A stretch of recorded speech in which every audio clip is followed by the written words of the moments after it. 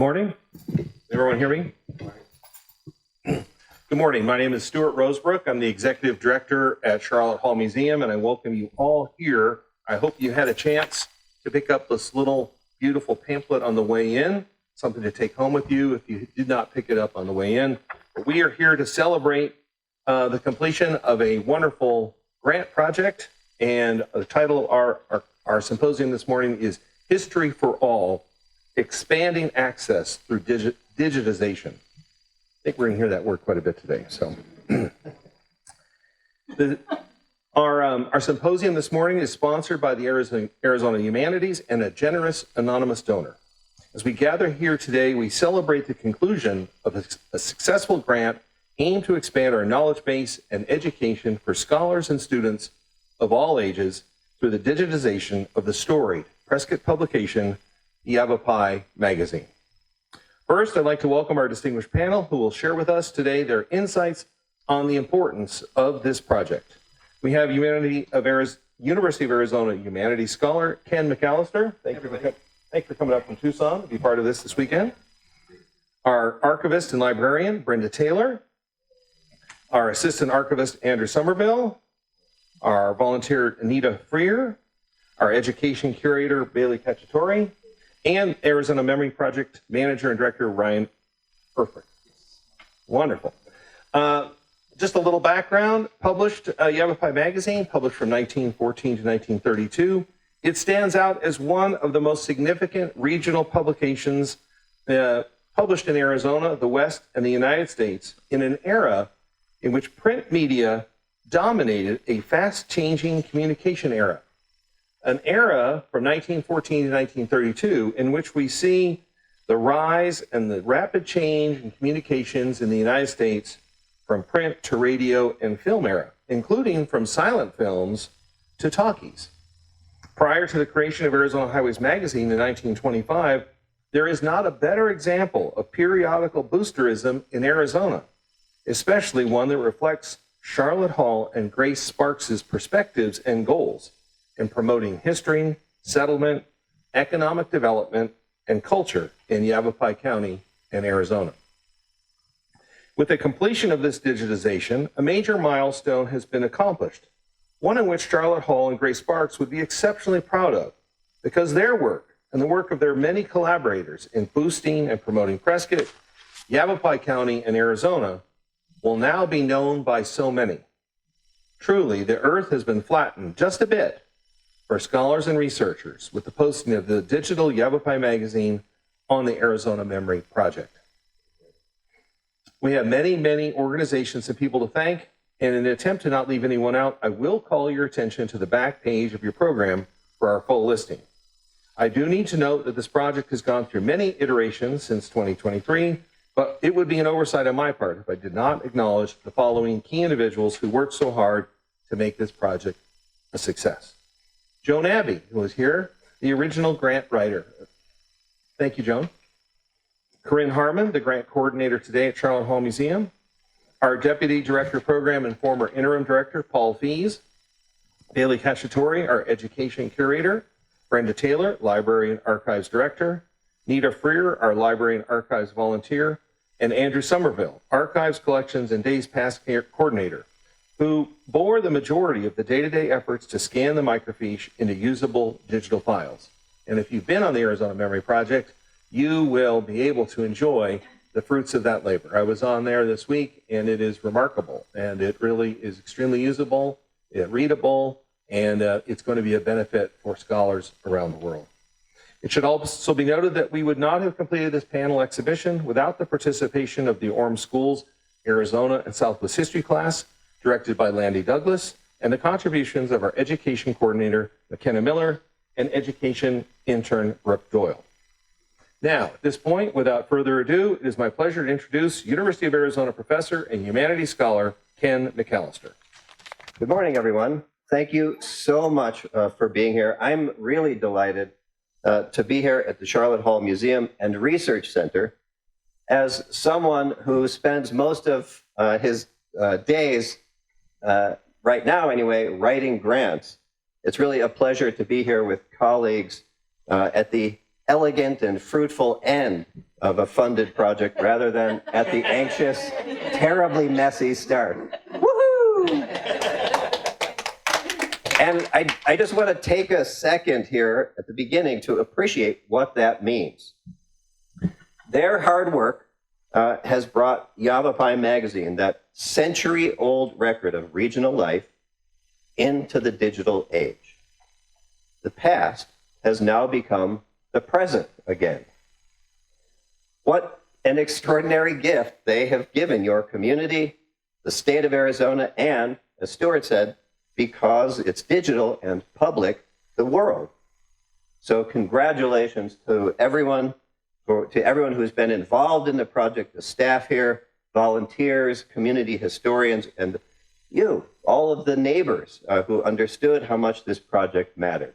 That's a huge accomplishment. It's easy to think of projects like this as being about scanning pages, about digitization, about turning paper into files and web pages. That's part of it, sure. But what all that stuff adds up to is this modern miracle. Digitization allows us to remember things again. That's amazing when you think about it. Actually, it's kind of unfair to call this a modern miracle. When we talk about digitization, we're referencing an activity that's ancient. It's part of a tradition that stretches back as far as storytelling itself. It's the tradition, our shared tradition, to remember who we are and how we got here. Last month, I had the privilege to do some archival work at the British Library, probably the largest archive of cultural memory in human history. One morning, I had the task to photograph a volume containing a report from 1596 titled 114 Experiments and Cures of the famous physician Philippus Aurelius Theophrastus Paracelsus. They knew how to name him back then. This tract had been handwritten in German by the legendary alchemist Paracelsus. Then it was discovered by his servant after Paracelsus died. It was sold to a bookseller who had it translated first into Latin and later into English.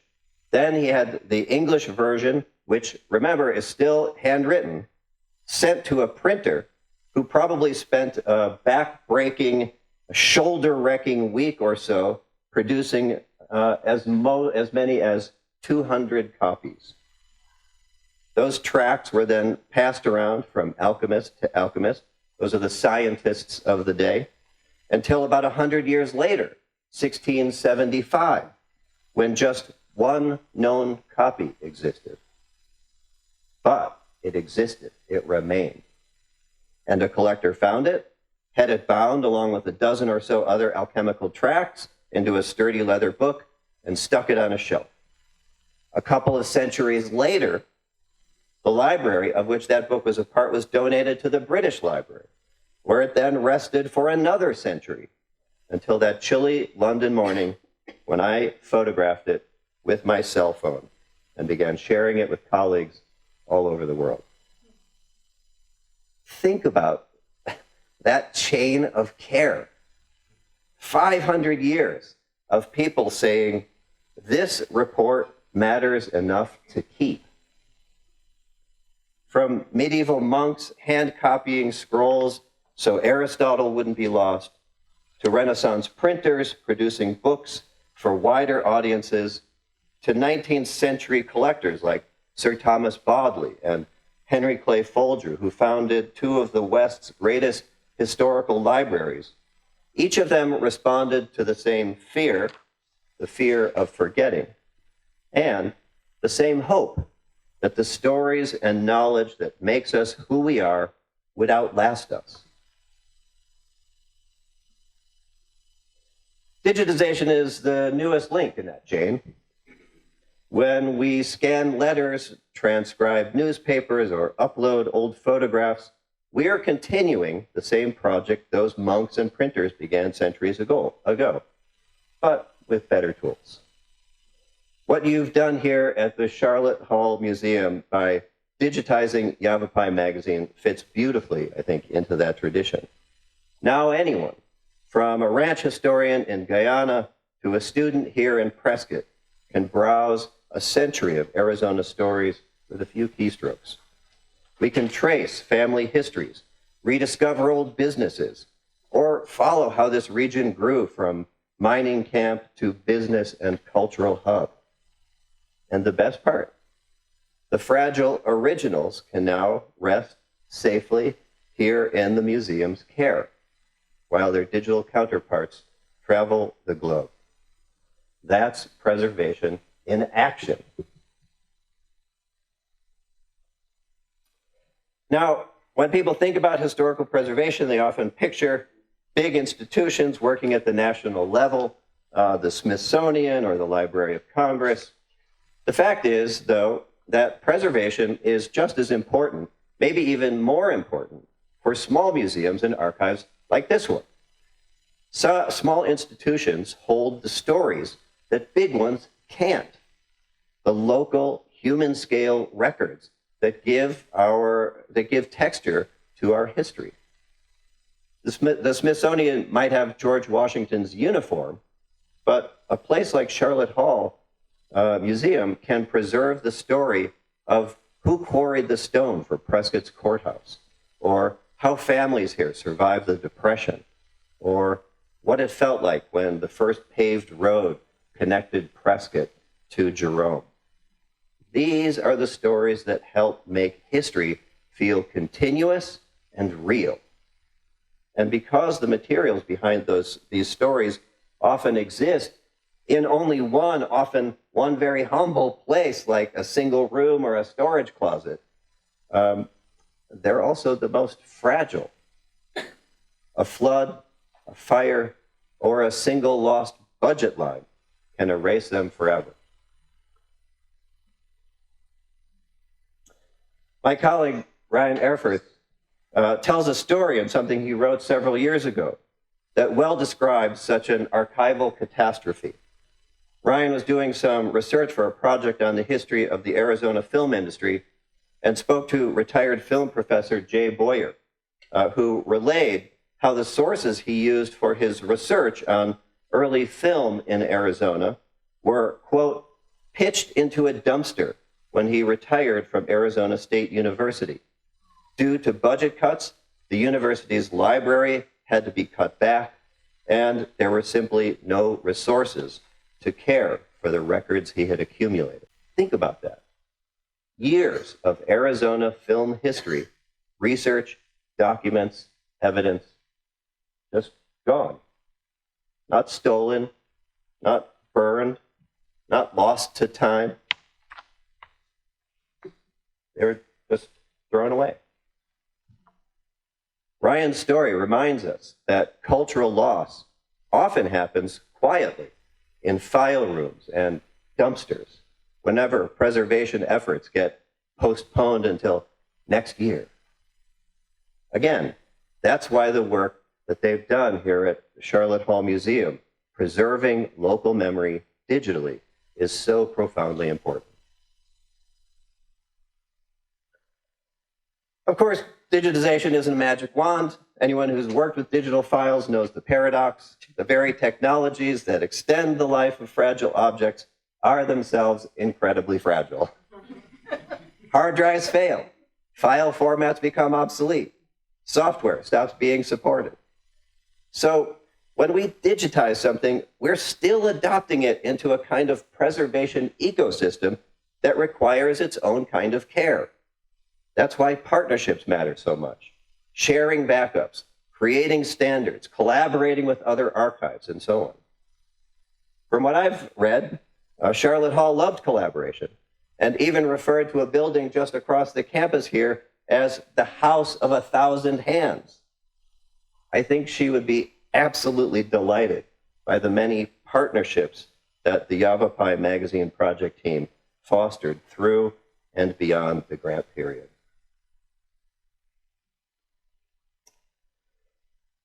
One of the most beautiful things about digitization, I think, is how it democratizes access. A century ago, if you wanted to read Yavapai Magazine, you had to travel here, request permission, and handle the originals with extreme care. Now the same materials can be read from anywhere, from a university classroom, a public library, your kitchen table. Digitization levels the playing field between big universities and small schools, between scholars and community members, between Prescott and the world. Digitization also invites new questions, new collaborations and discoveries. As technology advances, tools like AI will make it possible to surface forgotten voices and connections that are hidden in these materials.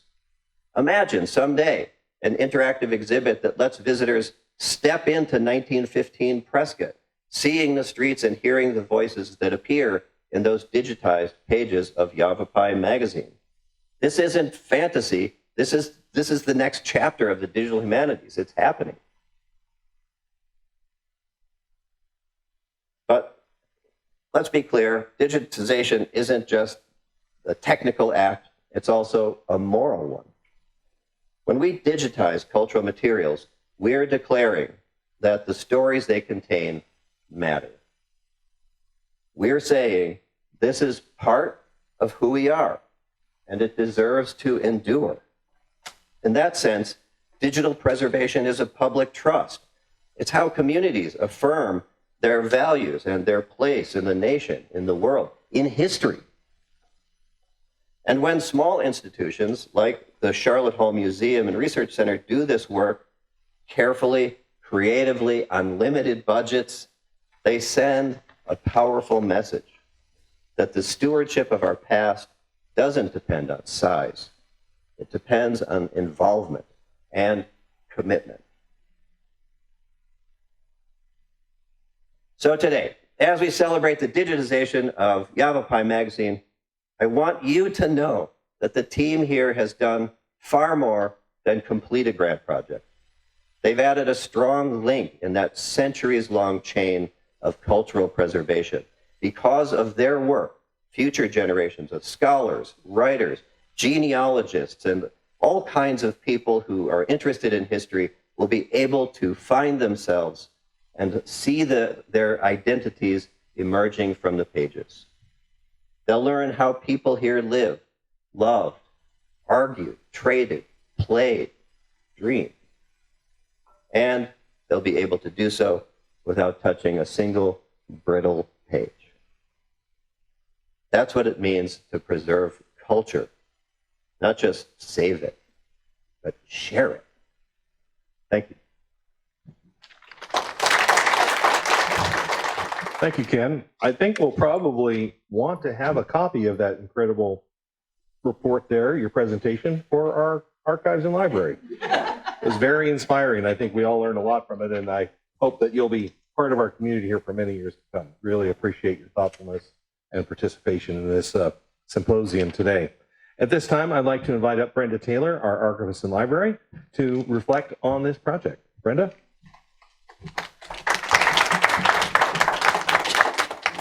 Thank you. Can you hear me? Okay. The Research Center is made up of pardon me, I'm nervous. The Research Center is made up of the museums, the library, and archives. It is open to the public and is considered a public library. But, there's a caveat, we are a special library due to the archives that we have. We have public hours. They are different from the rest of the museum. And anyone who wants to utilize or come in to the Research Center has to make an appointment. So we have flyers out in the lobby for anyone who wants to find out the hours, our public hours, and our URL to our website, as well as our email account that you can set up an appointment, as well as our phone number. So I'm doing a plug for the Research Center right now.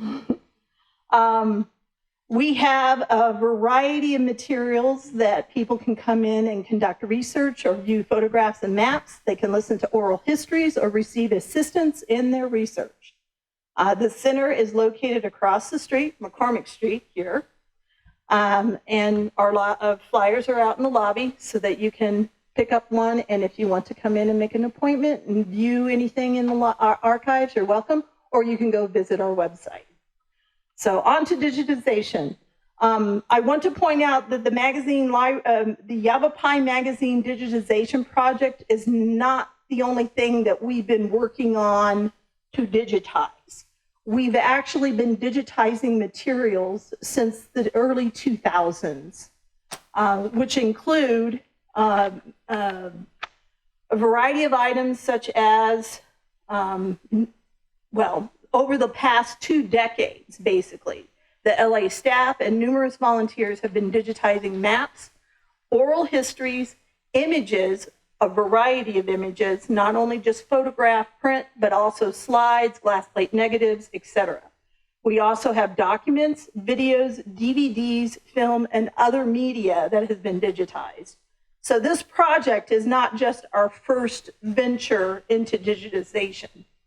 However, what the Scan Pro, which is the unit that we purchased to be able to digitize the microfiche, for which Yavapai Magazine was on, this is going to allow us to scan many more microfiche sheets as well as microfilm. So as we move into the future, because the hard copies were basically turning into confetti at this point. Overhandling has been the main issue for that. So to preserve them, microfilming them was a preservation technique. But that is something that existed before the digital age began, starting in the mid-90s, when the digital stuff started coming in. So the Scan Pro scanner has allowed us, will allow us to do many newspapers, periodicals, and records.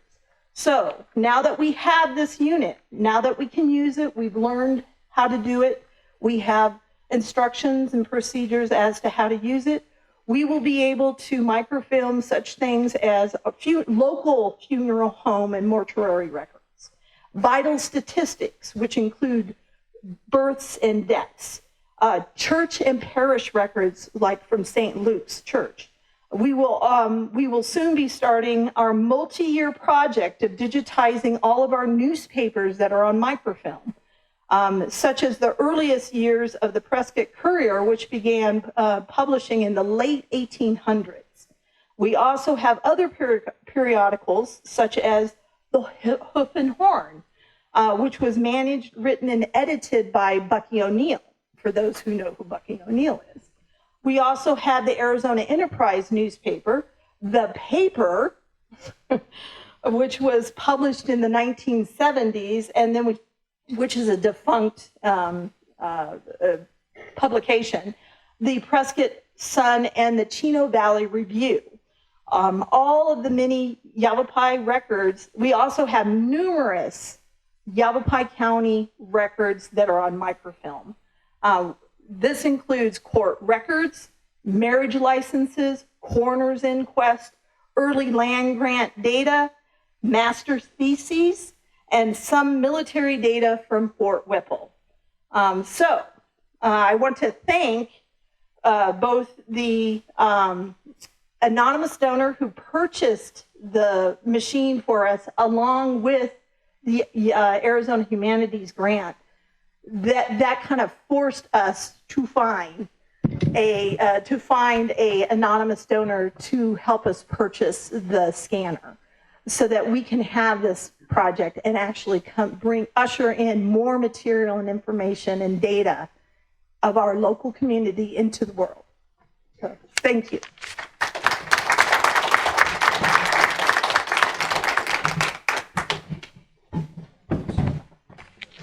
Brenda, it's definitely an exciting time here at Sharlot Hall Museum and the Archives and Library. I think we're all going to be lining up soon to vote for our favorite next project to be digitized. With that, Andrew Somerville, I'm sure will have something to say about that because he has been doing a lot of the work to make sure that this looks beautiful and readable on the Arizona Memory Project. Andrew, we look forward to your thoughts today.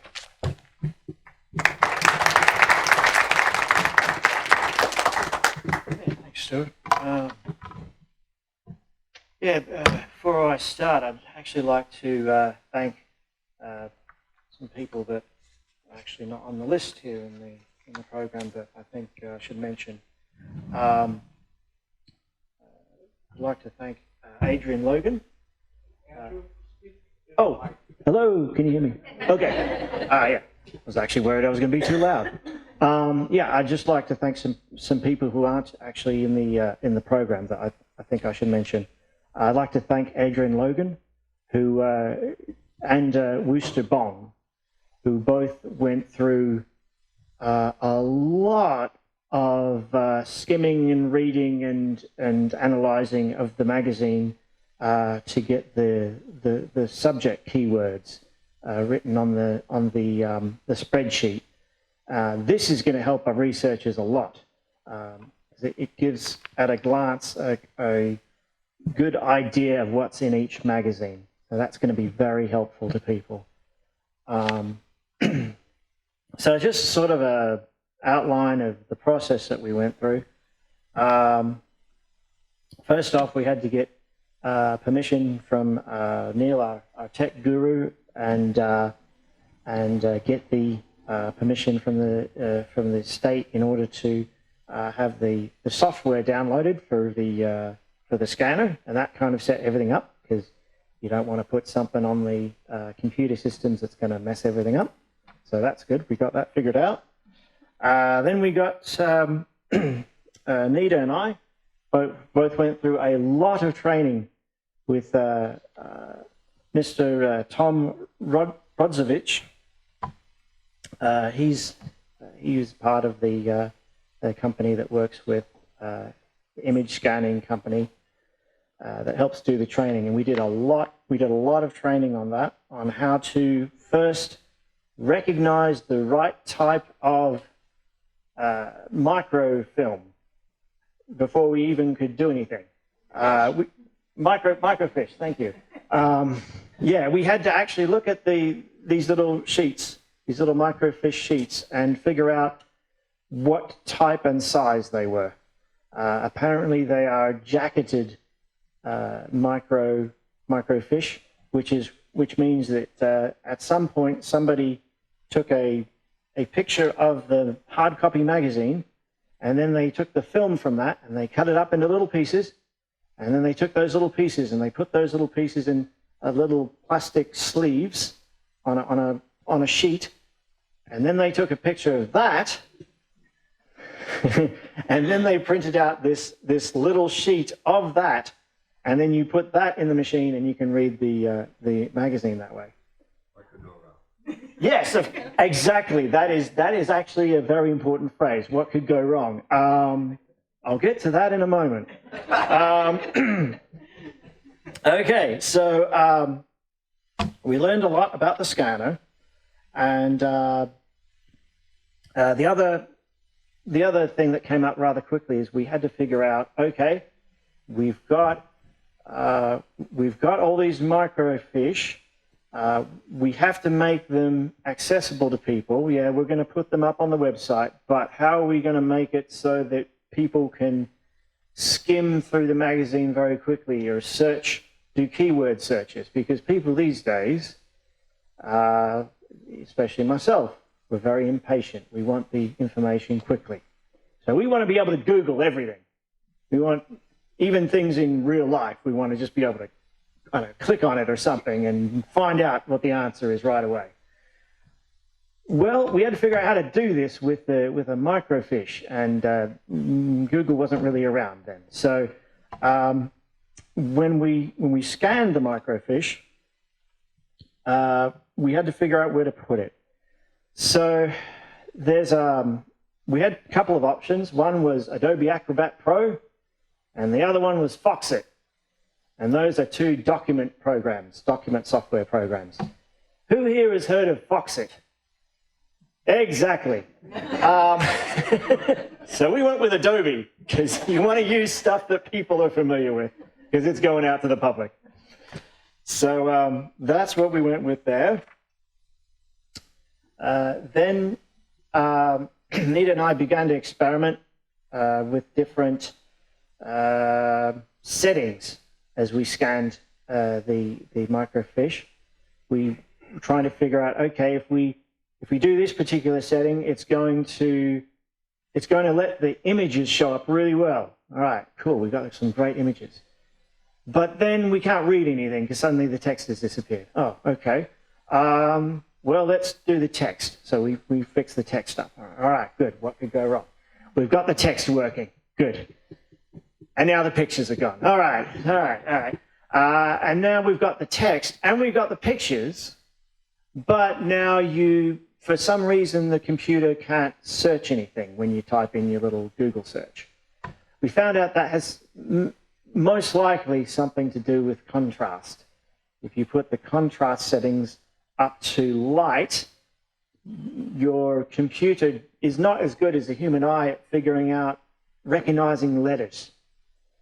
So you lose a bunch of text that way. If you make the contrast too dark, then it brings up everything, every scratch, everywhere where somebody left their fingernail on something, everywhere where somebody sneezed, all that stuff gets combined with the letters, and then the computer can't figure out your sneeze from the letter E.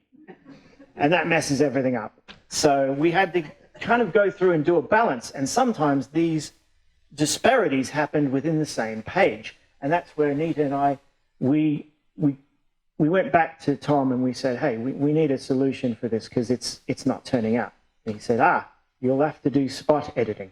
And we said, what's that? He says, that's something that's going to take you more time. We said, wonderful. So that's where we were able to chop up some of the most problematic pages. We had to figure out which were the worst pages first and sort of do a list. And then we got those problematic pages and we chopped them up into pieces.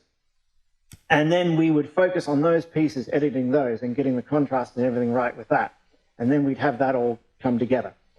And so then once we got all our pages, we'd use Adobe Acrobat Pro, not Foxit, to mix them together and so that we could search an entire document.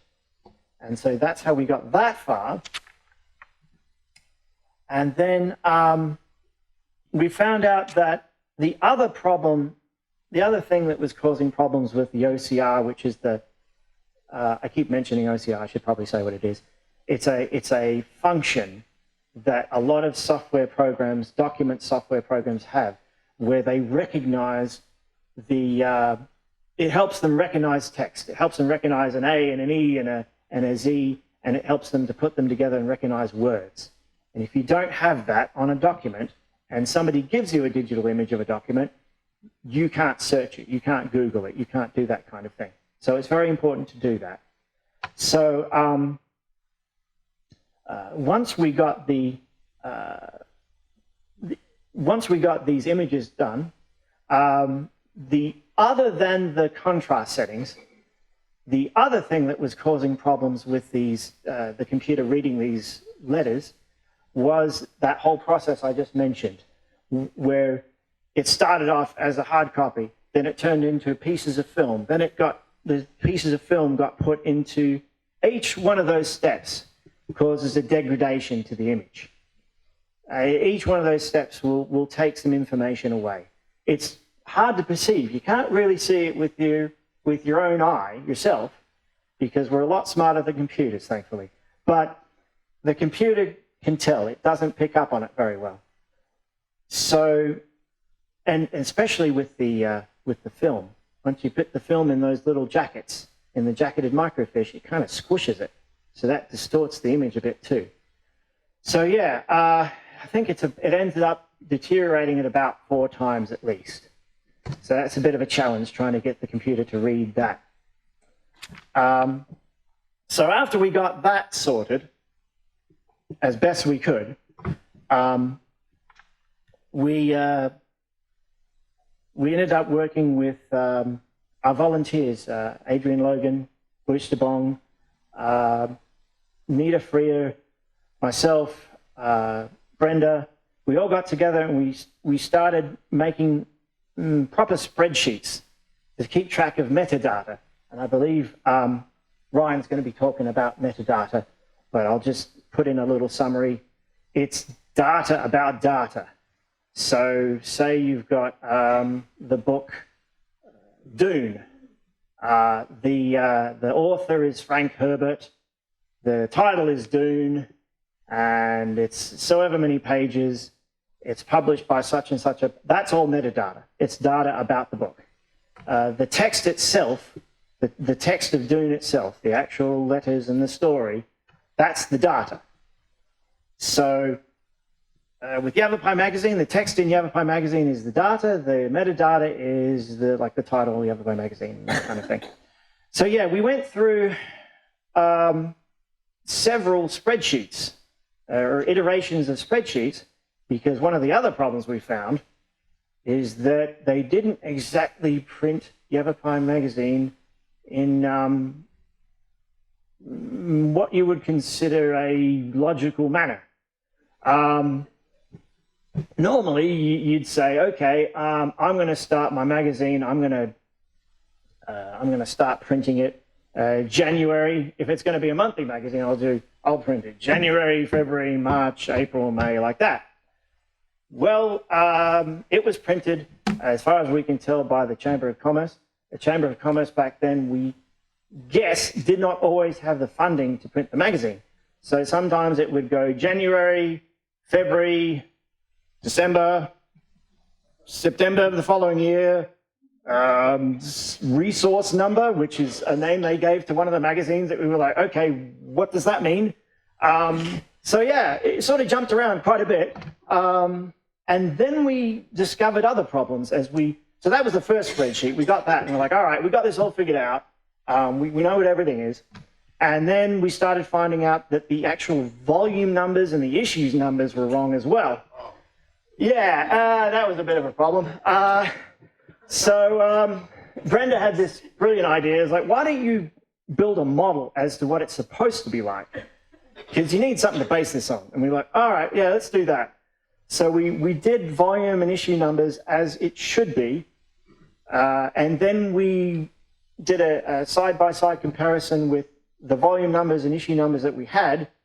And that helped a lot in just showing us how messed up everything was.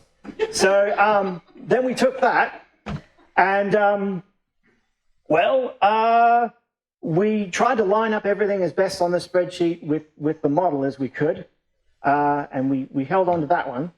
And then we found out after that actually even down at the page level, the page numbers were wrong. Apparently they would just, put numbers in that they liked. So yeah, that was interesting. So once we got that figured out and put that on there and then we figured out, okay, we've got a spreadsheet together that at least represents what we have. But there's one more step we have to do.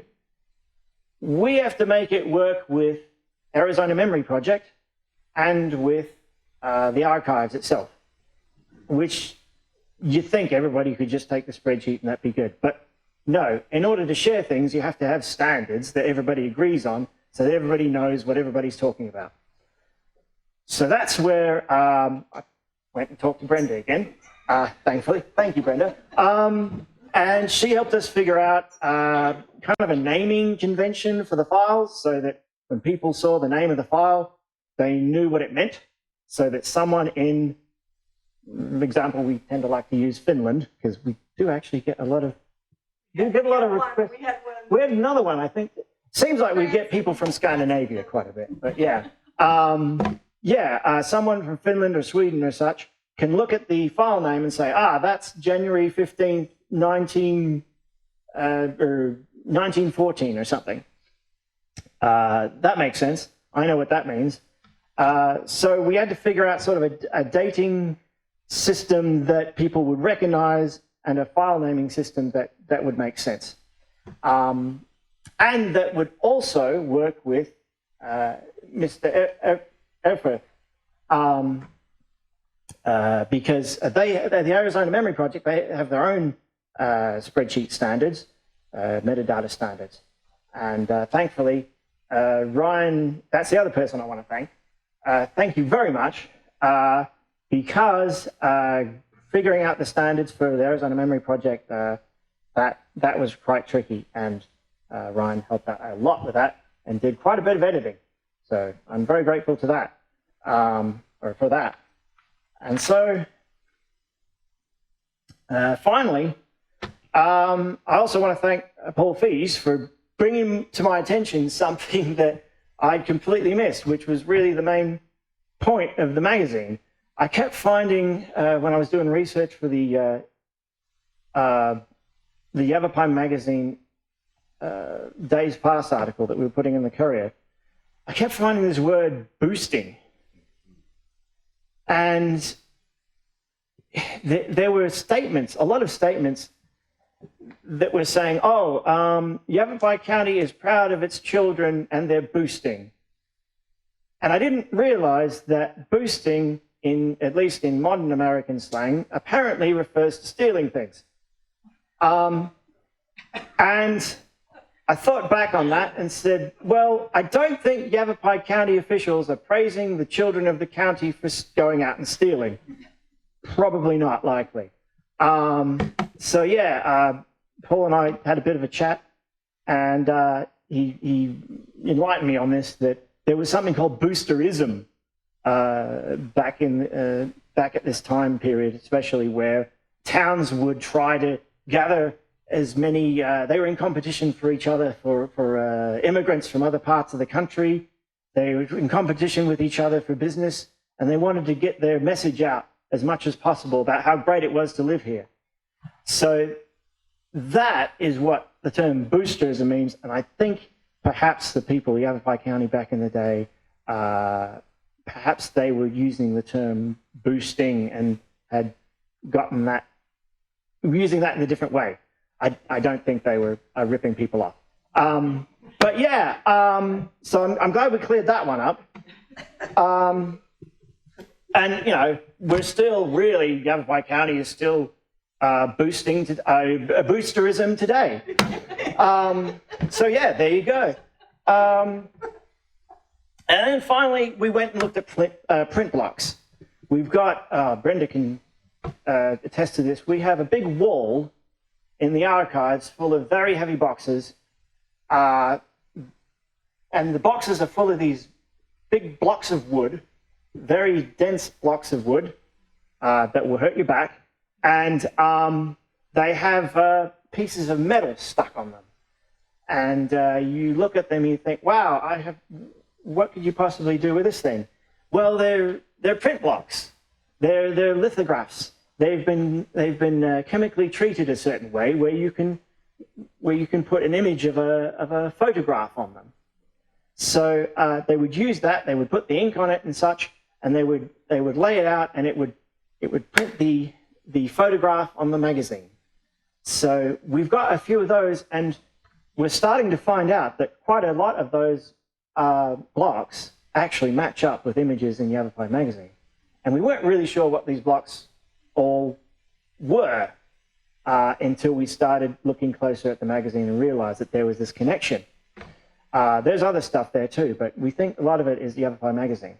So that's really helped. And we've got, I believe in the exhibit, yeah, thank you. We're going to have, we have a couple of the print blocks, and you can look at the print blocks and you can look at the actual magazine that they were used on, and it's kind of a cool thing to see how that works. The other challenge with that is that they are not entirely cataloged and labeled. So that's the next challenge. If anyone wants to do that, that'd be cool. So yeah, just be warned, the stack of boxes is about this high, and it goes about, I'd say about like this. So you've got a bit of a job. So yeah, that is about everything here. As far as examples of things that I think will help researchers, I could talk about the genealogy stuff that people are always looking up. We're already finding references to more prominent businessmen, because obviously Chamber of Commerce, they're going to have a lot of business references in there. We've got A.A. Tony Johns, which is a collection that we're working on and trying to get information about this man, and he's showing up in the magazine, so that's going to close some gaps. But kind of an interesting one that I thought was amusing just to myself personally is that apparently when the magazine editors started running out of images, this is just a theory because we do tend to see this crop up a lot. It seems whenever they ran out of images, they'd always plonk this photograph of goats in a tree in the magazine. And that is probably one of the most bugging research questions and mysteries that I would like to solve going forward. So yeah, thank you very much. And thanks to everyone for working on this project, even if and Corinne. And yes, and Corinne's there. I just realized she did a lot too. She helped me figure out how this thing works. And Brooke and McKenna and everybody and Nita and everyone. It's been I very grateful for all of your help with this. And take care.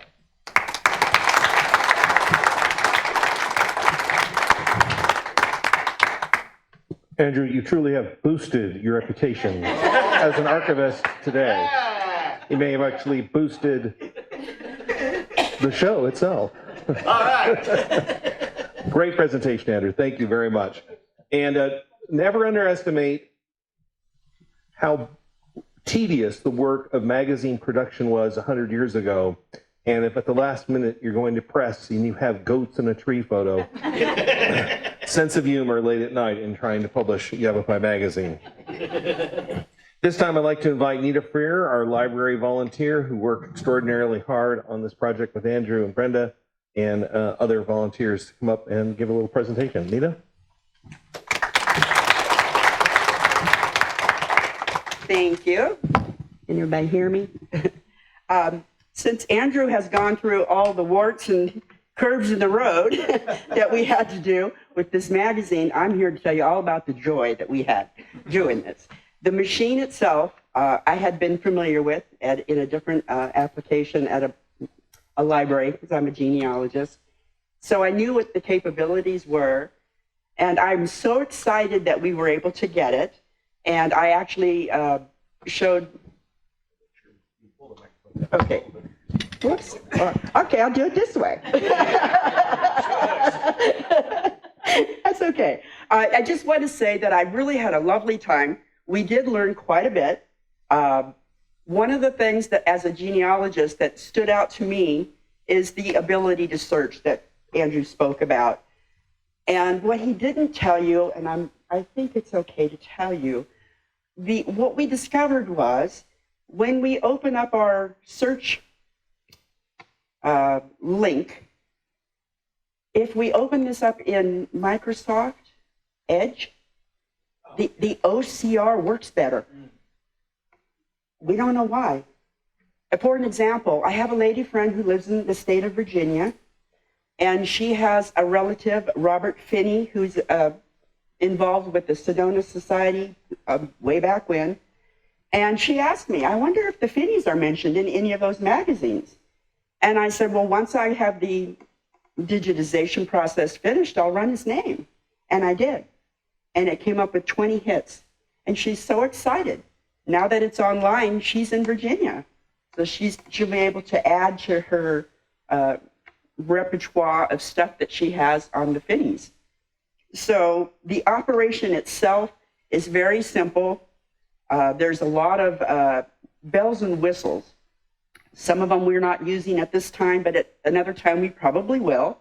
The spot editor, for example, is one.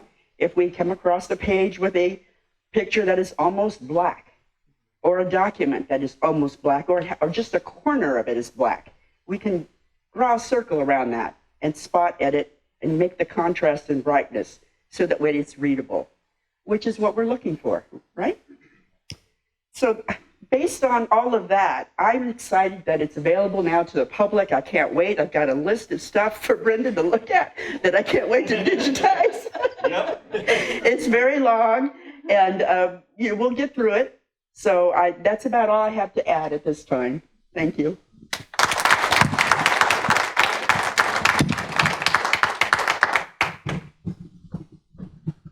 Thank you, Nita. I think one of the things you just pointed out that may be one of the most important things for anyone who's done research on microfiche or microfilm, on hard copy bound volumes. It only has a limited amount of time. And I think that, before I introduce Bailey Cacciatore, I think that as a fellow ASU student and has used the archives at ASU, when you know now that you can do research digitally and do these sorts of searches, you can actually do a lot more in a shorter time. And in some ways, when you go to explain your research, in the past, you had to be able to explain either you had the time to do a full search, or from a qualitative and quantitative perspective, you had to say, I had to do a series of sampling and find the sampling and then cut yourself off because you'll never finish that chapter or that paper or the research project. But now with the able to search, it's going to open up brand new perspectives on themes and research, depending on whatever your goals are. But it really does it's a remarkable tool now. Bailey, I'd like you to come up. You've been a part of this for your beginning, and have some comments here about the importance of this to education and the library.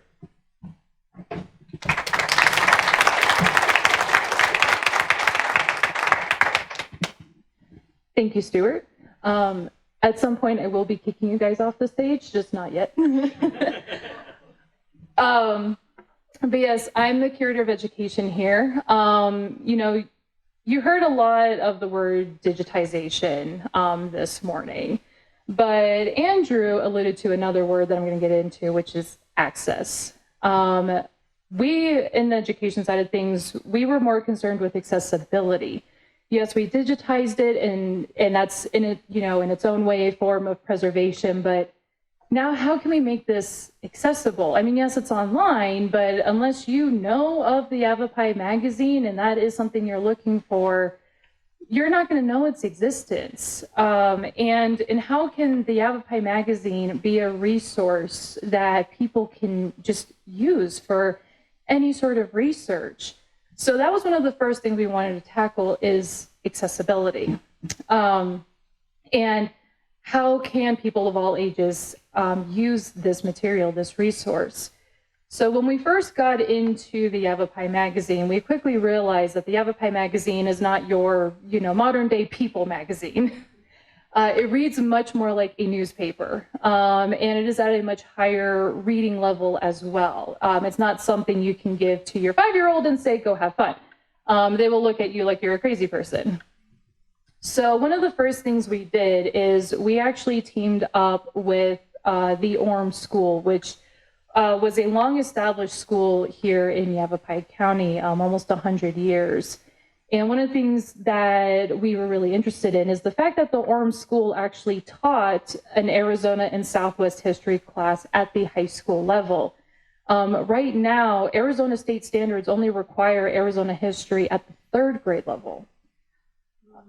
And it actually used to be at the 4th grade level, and then they recently dropped it down to 3rd grade. In high school, they do teach U.S. history, government, civics, things like that, but there's no true standard for learning more about Arizona history at the high school level. And so that was one of the things we really connected with Orm School, is that they made that a mission to teach that in multiple grade levels, not just the 3rd grade standard. And the idea with teaming up with Landy Douglas, who taught this class at the Orm School, was to have this be a gateway for these high schoolers to kind of get an idea of what college is going to be like, what research papers are going to be like, and how to work with primary resources.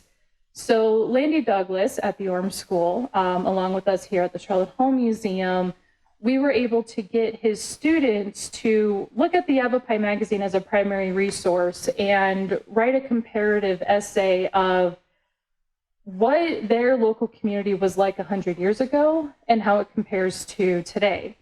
And what's fascinating is a lot can change in 100 years, as we all know.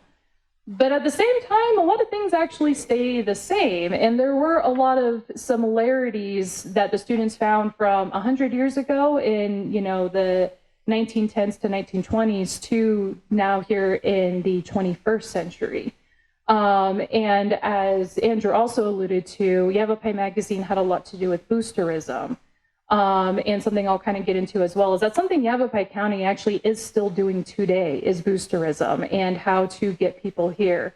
So it was a great way to work. It was actually just great in general to be able to work with these high school students and kind of give them the first steps of college preparation of, this is how you're going to research and analyze primary resources, how you're going to write essays, how you're going to cite resources and historical documents. And we just want to be able to give them kind of that upper edge of when they do finally graduate high school and transition to college, they're going to be a little bit ahead of their peers now. They'll have that experience, that research experience. And on top of that, they know that they have access to these resources at their fingertips. They already know where to look for these resources. So they already know they can look here at Sharlot Hall Museum with our library and archives. They can go to Arizona Memory Project, which has a plethora of documents, photographs, pretty much everything at your disposal. So that was one of the first steps that we took with the Yavapai Magazine is, now that we have the digitization of these magazines, now students can use these. And that was Orm School. But still, how can we continue to broaden that to more students, more teachers within Arizona, but even outside of Arizona? I mean, we heard Ken say that the Yavapai Magazine is now global, technically. Anyone in the world can now access the Yavapai Magazine. But again, how can we ourselves bring that to other people? Well, here at the Sharlot Hall Museum, the education team, we offer a series of traveling trunks, or what we call traveling trunks. And they are physical resources that teachers can use where they will take these trunks. They're kind of more like suitcases, but still they can take these trunks and bring them to their classrooms that have primary resources in them for their students to learn. They have physical artifacts that the students can actually touch and feel and handle and have history literally in their hands. And each traveling trunk has a different theme. So we have one on ranching, indigenous cultures, but we also have one on mining. And we really look to the mining traveling trunk to say, how can we take this and enhance it with the Yavapai Magazine? Because we noticed as my team, as we were scouring through Yavapai Magazine, that there was a lot of articles about mining in the area.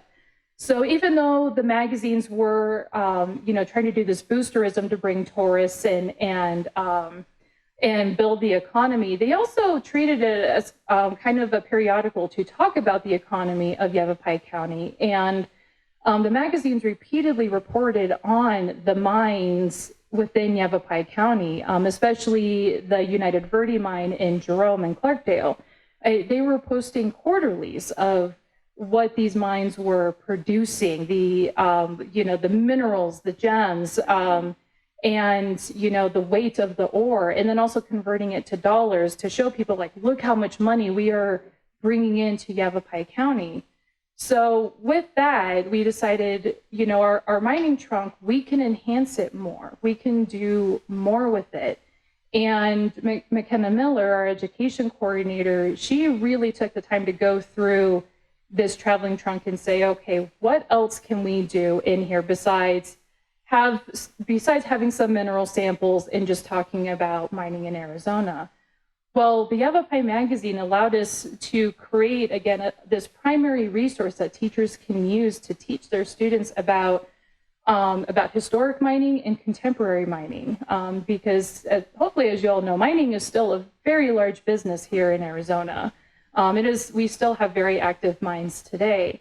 And McKenna was also then able to produce the worksheets that not only went with the 3rd grade Arizona standards, but she matched it with pretty much every grade level, so elementary, middle, and high schooler. So any teacher can be able to use this traveling trunk. It doesn't matter what grade level they are, they can look at the state standards that are listed within this traveling trunk and be able to fit it in with their curriculum, their classroom materials. We are also happy to be working with Freeport McMoran as well to get newer, better ore samples to have in these traveling trunks. But the problem with having this physical traveling trunk is, yes, we have all these materials, we have all these items that teachers can bring to their classrooms, but that really limits it to the teachers within our area, within Prescott, within Yavapai County, and maybe even further regions. But, what about a teacher down in Yuma? I mean, if I was a teacher in Yuma, I'm probably not going to want to drive all the way to Prescott to check out this mining traveling trunk.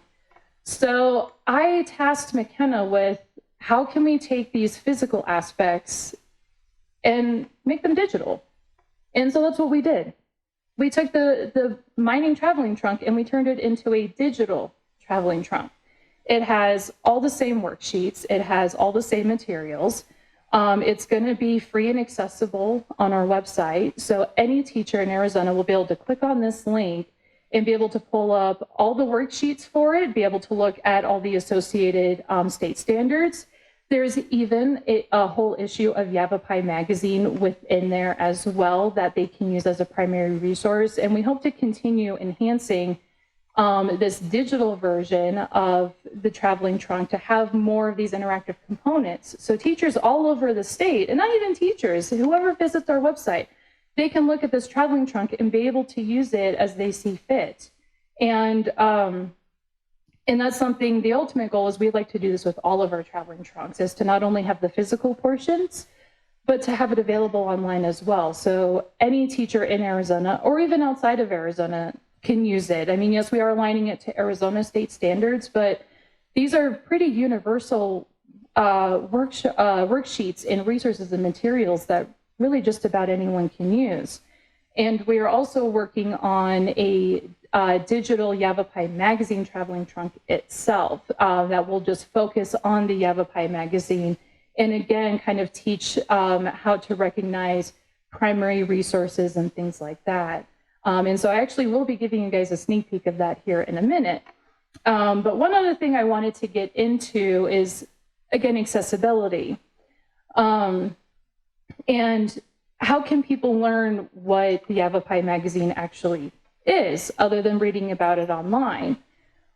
Well, I'm a little biased, but I think we're a pretty nice museum, and we have a lot of really cool stuff to show. So why not make an exhibit about it too, and talk about the magazine itself and this project? But not just any exhibit. It's not just a physical exhibit, as you guys can probably guess at this point. There's also a digital version of this exhibit. And we wanted this to be yet another learning opportunity for someone that they can then use towards their education and towards their eventual career. And so our very own Brooke Doyle, who is interning with us on the education team and is also going to my alma mater, ASU. Just have to point that out there. She worked very hard and very diligently to thoroughly go through the Yavapai Magazine and come up with what is it that people are going to learn and take away from the magazine? What does seem to be the central theme? And that is boosterism, that is travel and tourism. And that's something people can still connect with today. And she worked very closely with Brenda, Andrew, and Nita to go through the physical copies of the Yavapai Magazine and understand this digitization project of using the microfiche scanner to then be able to create an exhibit that the general public can come and read about and see and get a better understanding of what this is. Have it something, again, that is more easy to read and more easy to understand, because like I said, these magazines are more like newspapers. They're not, you're not just looking at really nice pictures, although there are really nice pictures in the magazine.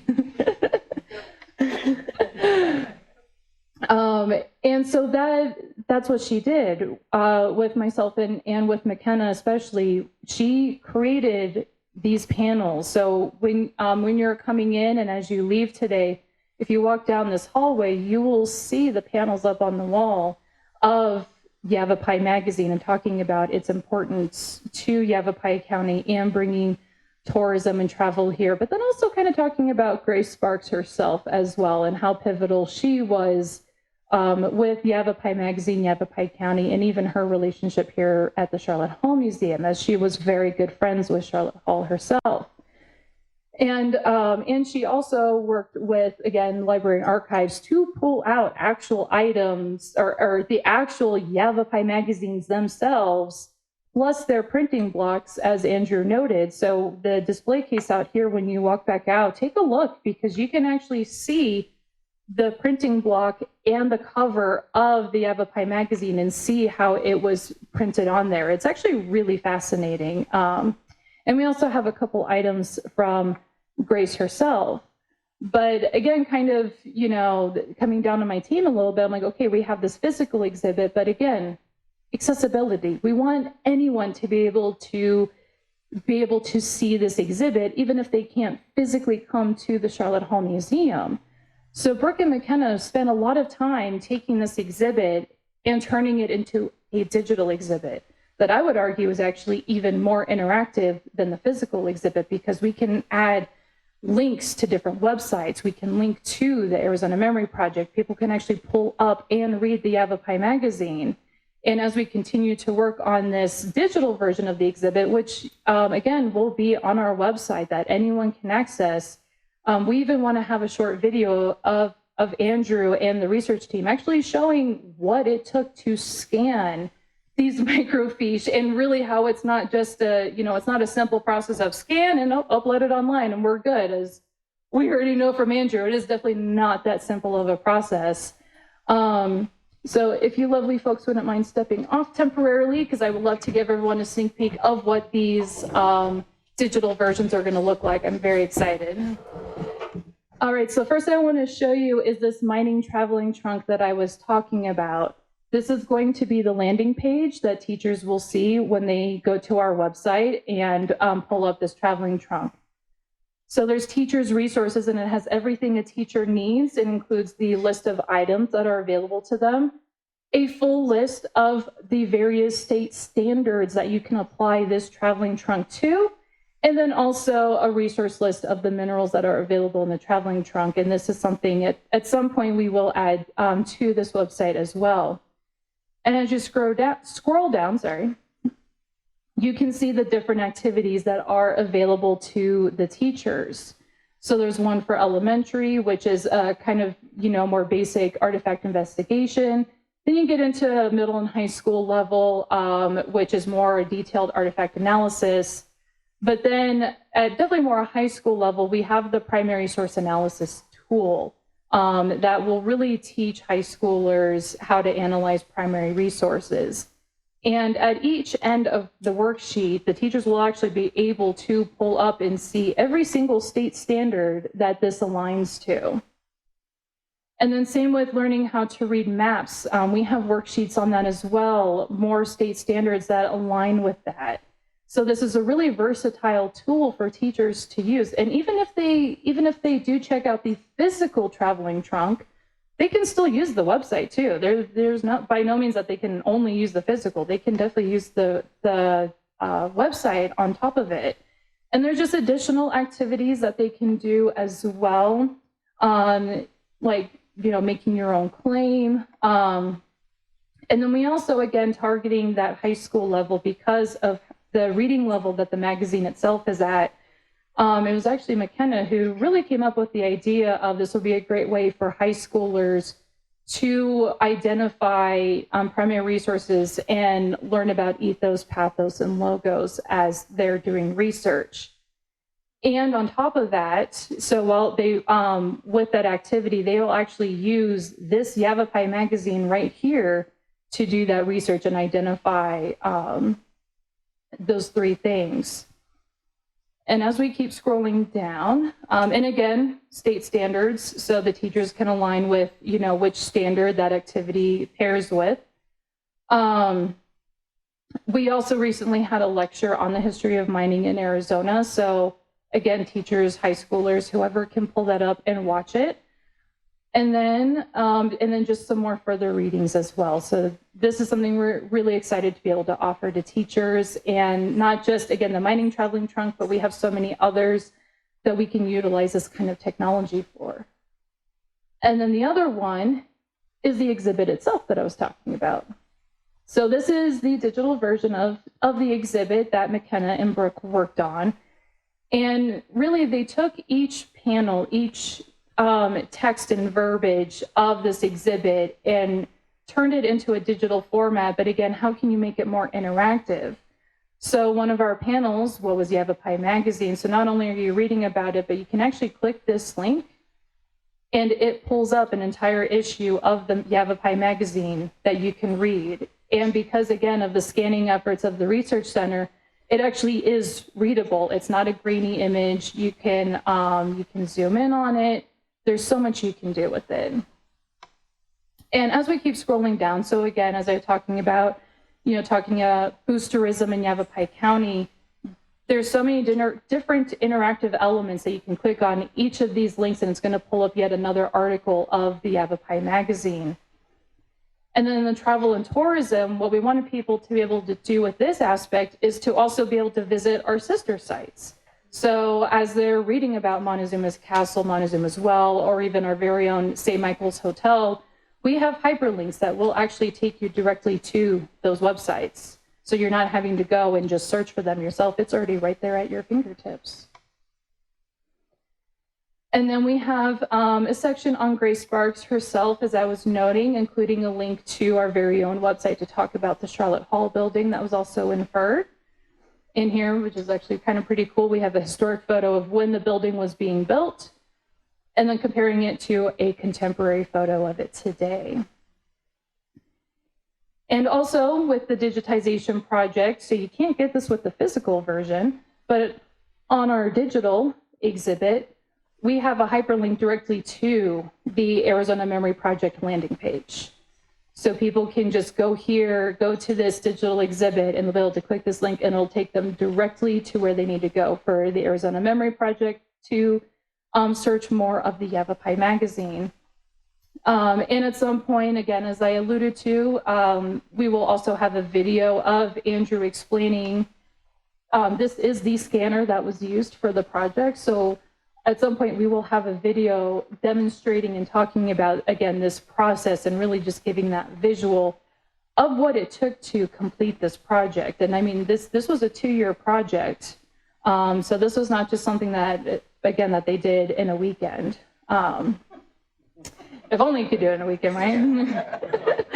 And then again, just our acknowledgements page, again, just with everyone who had any sort of touch on this project. So we are very much hoping to get these up on our website very, very soon. And to just quickly show everyone, so when you go to our website, we do have an exhibits page. If you click on that, it shows current and upcoming exhibits. So this is where the Yavapai Magazine exhibit will live on our website when we get it up here. And then we also have an education tab as well. And under educator resources is where we will have the link to our mining traveling trunk, our Yavapai Magazine traveling trunk, and then future traveling trunks as well.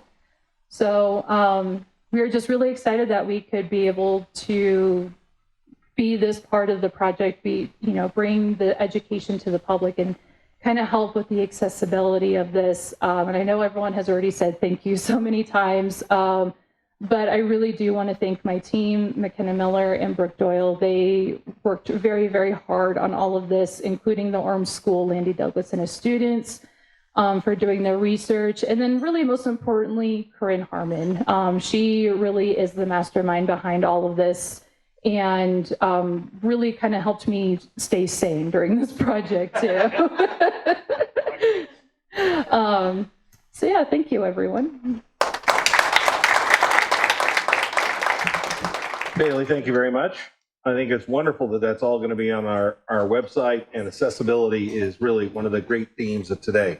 Now, speaking of accessibility, I'd like to introduce Ryan Erfurth from the Arizona Memory Project. And Ryan, you have been part of this accessibility project, bringing the Arizona history to the world here, and we're looking forward to hearing your comments today. Thank you.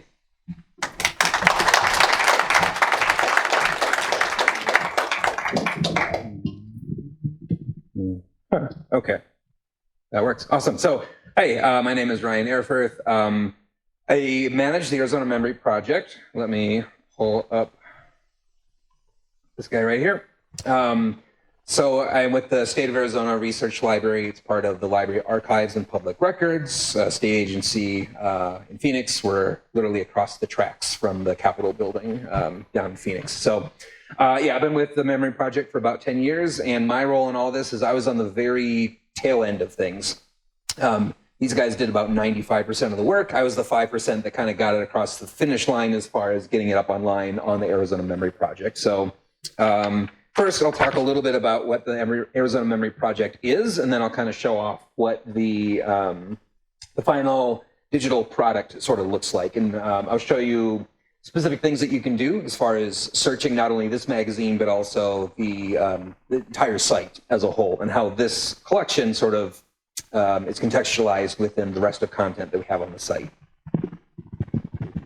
Okay, so AMP is an online platform with information related to the history, government, and statecraft of Arizona.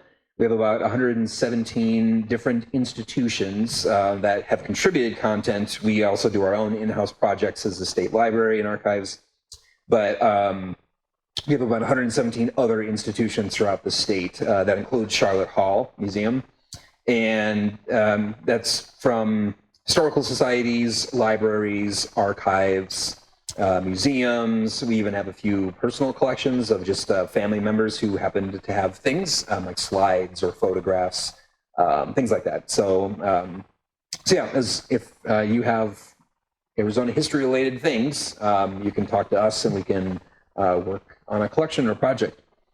I'll note a few things about the Memory Project. So it's free. You don't need any money to access the site. It's publicly accessible, and there's no paywalls, subscriptions, or ads. So when you're using the site, you don't need to log in to see anything. There's no content hidden behind a paywall or an institutional login. Sometimes if you're looking for like a research article in JSTOR or something, you might need to log in through your institution. You need to be faculty or staff to access it. That's not the case with the Memory Project. As long as you have internet access, you can access the Memory Project, all the content on it. So yeah, there's no subscriptions. You'll notice there's nothing popping up on the side that you need to click away from. We're not collecting, any data to sell you things. It's just, it's sort of like a digital equivalent of just a library. You can walk in and no one's going to bother you with stuff you don't want to be bothered with. So yeah, I'll talk a little bit about this collection. So. Ooh. Oh no, I lost it. Okay, cool. Okay, so this is the landing page. So basically all of the items that are in this collection are here. We have a collection summary. And again, when Andrew was talking about metadata, all these links and different information you see here, this is all metadata. The summary about what the collection is. You can see that the Sharlot Hall Museum and Research Center is the contributor. So if you come across this magazine, you're like, oh, what else does Sharlot Hall have, at least on AMP? You can come over here, and you can see that these are all the collections that the museum has contributed to the Arizona Memory Project. So others were talking about, all the different projects that have been going on since the early 2000s. Some of them have been here. AMP is launched in 2006, and I think Sharlot Hall has some from that old. So you've got photograph collections, oral history audio collections, map collections, manuscript collections, minings, and collections, things like that. And actually, Sharlot Hall has her own collection here. So you can see that once you start, this is going to be something else. All right, so once you start scrolling down here, you've got some metadata about it, when it was published, how often it was published, and we use monthly loosely. It's supposed to be. It wasn't always like that in real life, but it was published out of Prescott. Permissions and reuse, because one of the things that we like to make clear on the site is if somebody finds something on the site, maybe they want to use it. How do you cite it? Can we download something and use it in a book or a blog or something like that? So we try to be upfront about how you can use it, because you found it. What can I do with it? So these ones happen to be in public domain, so you can see on the site over here. This was part of the metadata that they provided to me. So yeah, public domain, which means you are free to do what you'd like. Okay. I'm going to actually try, that might make it a little better. Okay, so you can see that through here, underneath sort of like all the information about it, you've got all the different articles themselves, periodicals themselves. The reason they're titled like this instead of something like, Yavapai Magazine, March 1914, which might be a little easier to read, is the platform that we use sorts alphabetically, and that includes numbers. And so if I put Yavapai Magazine January, February, March, then you have all the J's and the February. It gets all messed up, right? And so we figured the way to sort of like force a chronological order, name of the magazine, and then using this date format, because that's always going to sort the dates in chronological order. So that's way better than trying to figure out like, oh, I know it's August of 1914, but then making somebody go, look up August and think of like, oh wait, A comes first, and that, right? So it's just confusing. And that's no good. We do that. That's something that's a global thing that we have to do. So, okay. So let me make it a little bit bigger again. Peaches, yes, yeah. Yep, whatever it is you need to know. So there's some tools over here. So if you wanted to download the PDF for yourself, you could do that. You just click the download, and then that'll get the PDF for you, and there's a little copyright statement there that tells you you're okay. I'll get to the star in a minute. If you have a question about this, if you're like, oh, hey, I saw this magazine, one of the images is a little weird, or a page is missing, nothing against the quality of your work, but sometimes people might find things and say, hey, and then, I just kind of, yeah, it happens, so. Yeah, that's right, yeah. So if anybody has any questions about anything, they can contact me. That's azmemory@azlibrary.gov, that goes straight to me. And that's not just anybody who wants to complain, anybody can just contact me at that, any questions at all. And then this might be particularly good, useful for students. That's a citation generator, so they might need to use a specific format. So if they're in history, they would probably use like Chicago or Turabian or something like that. You might need APA, whatever. So, but if students want just a quick and easy way to cite what they found, it includes, the name of the title of the magazine itself, where it came from, when they accessed it. That's an important thing with digital stuff, because links die all the time. As long as AMP is up, at least this will always be consistent. That's the nice thing about this platform. And then it gives them the full link. So that way, anytime this magazine is used somewhere and cited, everybody knows where it came from, and then breadcrumbs back to Sharlot Hall, because it's important to give credit for sources and where things came from. All of these golden links, these are all examples of metadata. One of the things that we did too is we hyperlinked to the previous issue and the next issue, so if somebody wants to sort of scroll through as they're looking along, they don't have to go back to the search results and go back to 2 pages back, click the new one. They can just kind of scroll through. If they do want to get back to the home collection, they can click the collection here. That goes back to the home page for everything. And then over here, you've got a lot of the metadata pieces. So when you're talking about trying to find all the different subject matters that would appear in these magazines, you've got roads, ranches, churches, cattle, pigs. So what happens if you click on this, this will pull up everything. it'll pull up, technically those links will pull up everything in the site, but if there are unique values to this magazine, it'll only pull up stuff. So if you want to know where all the pigs are in these magazines, you can click pigs, and here's the 2 where it shows up. Or ghosts. Or ghosts, yeah, that's right, yeah. I'll do a search on that, actually. One of the things on the landing page is there's a custom search box. So if you go to the AMP homepage and you want to search something, it'll cover the entire site. But there's a custom search box on the landing page for this collection, where if any search results that you get from that box will only return things from this collection. So if you know you only want something from this collection, you don't have to tell the system like, oh, actually, I only care about this. Yeah, and you can see other stuff over here. There goes the right statement, Prescott Historical Society's Tuckabee State Agency. So if you want to know, like, oh, hey, what's not just Sharlot Hall, but hey, what's the Prescott Historical Society got? They have 162 things. At least in AMP, they have more than that in real life, but in AMP, they probably just have those things. And then you can see as well, there's other geographic metadata, so it's related to Prescott, Yavapai County, Arizona, United States. Call number, that's more useful for you guys. But when it was digitized, the digital format, how big the file is, who digitized it, stuff like that. So anything that you see here that's a golden link, that means it hyperlinks, and that will tell you everything else in the site that has that same value. So I'm going to go back. Oh, I'll do a couple things actually.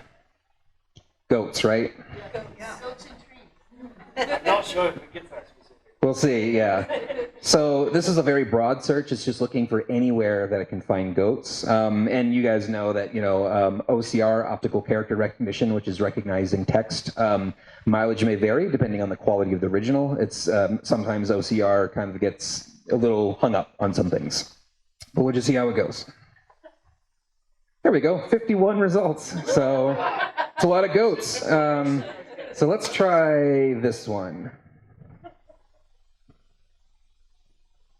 Yeah, so what it's going to do, when you do a search result like that and you click into an item, it's automatically, because these are formatted as PDF, it's automatically going to open this up to goats, because that's what you told it to look for, and it's going to highlight the text where it found it. So this particular magazine is 20 pages. Rather than having you try to find where it is, you put in goats, it found it for you. And the nice thing too is if you wanted to cite this, if you include that complete hyperlink, everything that's highlighted up there, when you share that link, the person who clicks on that link will jump straight to goats as well. So they don't need to do the same search you did because the URL is remembering what that search result is. So there it goes, 1 of 1. Let's try this one. All right, there we go. Big money for goats. Yeah, I bet. So there it's got 2 matches and they happen to be close to each other. But yeah, so if these were 5 pages away, clicking these arrows jumps to the next instance of it, kind of thing. So these are your 51 results, right? And have fun, right? It just whatever it is that you search in. Do you want to do another one? Trees? Is that what we're trees? 71. All right, let's go Santa. Probably Christmas trees or something. Okay, 3 results. Yeah, so there we go. Yep, Christmas trees. I will notice one thing too, like if I typed in Christmas, it may not find this particular instance because it wraps. So like that's another limitation of OCR. So it's not 100%, it's not magic. It's pretty good, but there's just some limitations. So sometimes you have to think a little sideways to kind of like get at, like if you typed in Christmas trees and you're not finding something, try trees just in case, there's a little tips and tricks, stuff like that. Okay, so I'm going through things, and this is all easy to me because I stare at this stuff for 40 hours a week, every week for 10 years. So it all makes sense to me.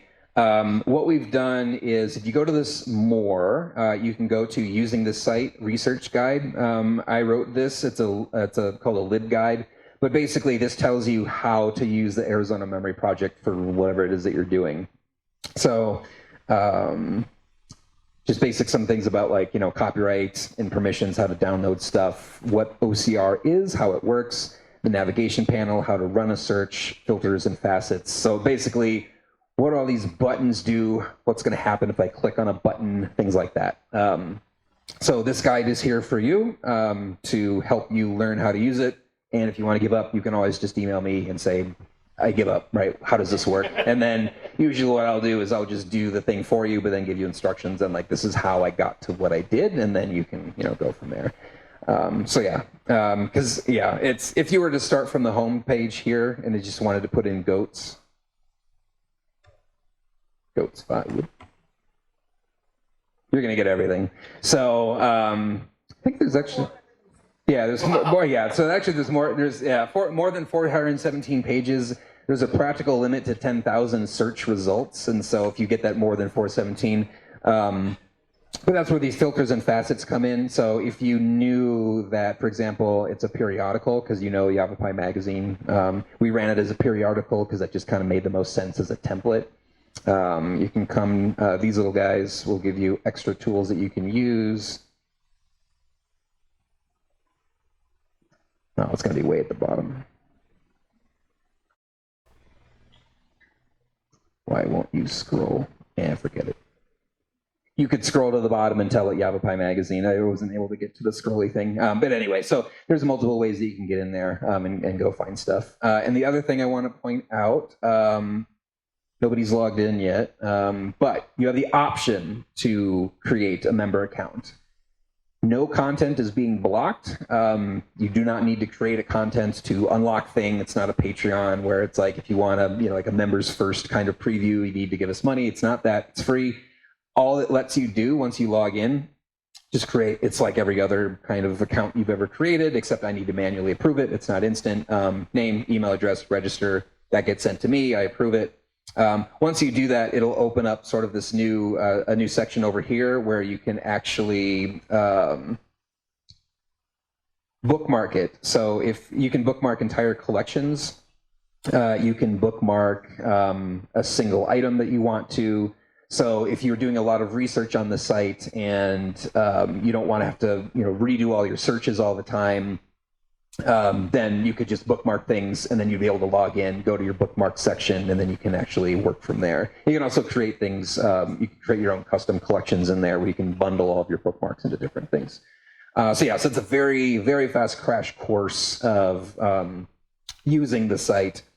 And I'll go into a little bit now about sort of like how it sort of works as far as an institution or a person contributing to the memory project. So out there is kind of like this little one-page flyer out there. It's got like a kind of like a workflow life cycle kind of thing for being a contributor. So again, I mentioned like I'm sort of at the tail end of this process, but it starts with an application. So Sharlot Hall Museum staff sent me an application saying, hey, we're doing this grant-funded project. We want it up on the memory project. It gives me the details. Yeah, Corinne did that. Where it says, hey, this is the name of the collection. This is how many items, the copyright status. Things like that. I review it. I have a collection development policy that I wrote and sort of compare it against. So you're not competing against anybody else. It's not like, hey, we only accept, grants are very competitive. There's only so much money. There's only so many projects. There's usually a small window in which you need to submit your grants. For memory project, it's way looser. Send me an application at any time. The only thing I'm comparing it against is the collection development policy. And as long as that has something to do with Arizona history, you're probably good.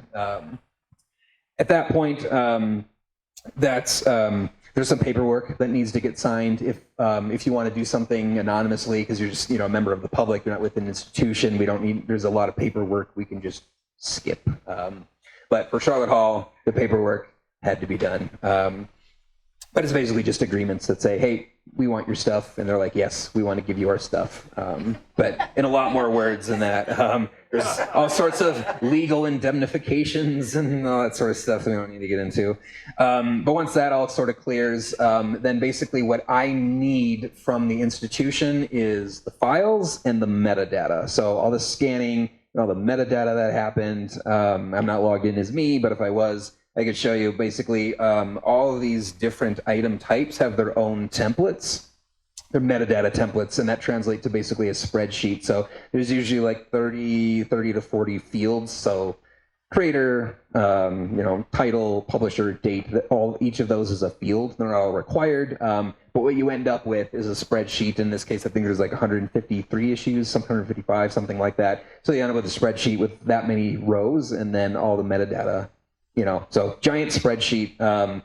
We went through several versions of it because they mentioned there's different standards. Even if their spreadsheets that they sent to me were 100% technically correct, that's still only about 95% of the way there because there's extra things that I need to do to sort of basically, we use FileZilla. It's a secure file transfer protocol system. So basically we upload it to there. It connects to the remote server that makes AMP run, and then basically it's reading that spreadsheet and the files, and it's making sure that everything is correct. If there's a single period that's missing, it's like, nope. And then it tells me where that missing period is. Then I go back and fix it. But anyway, so basically that's how everything sort of gets in the site. I run files, compare it against the metadata spreadsheet. Now it's on AMP. And then I have some extra stuff. I have to do some batch editing to make those previous and next issues link and things like that. So there's a lot of platformy things that I need to do to sort of get things up. Yes? How long does that usually take you on your end? It depends. The actual ingest, like once I click the button and everything runs, 5 seconds. But it could take several hours or a couple of weeks to actually get to that point and to be able to click the button and have it run correctly.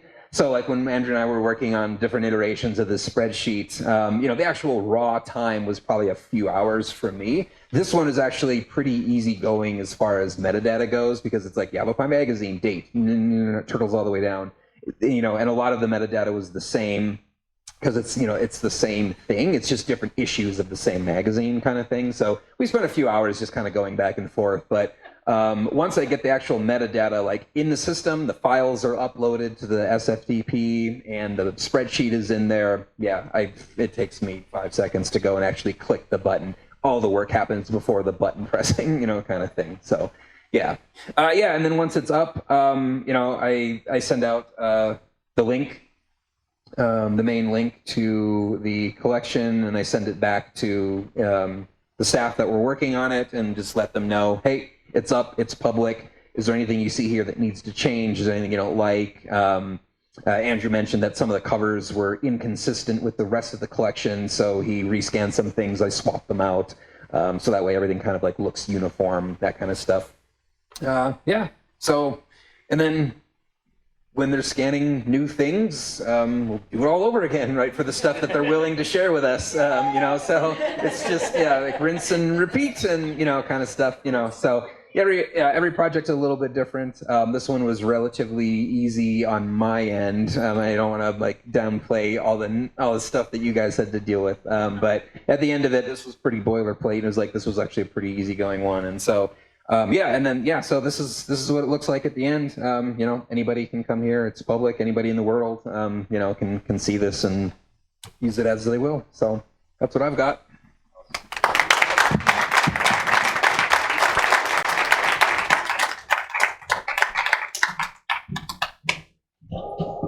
Ryan, thank you very much. At this point, I'd like to invite the panel to come back up to the stage.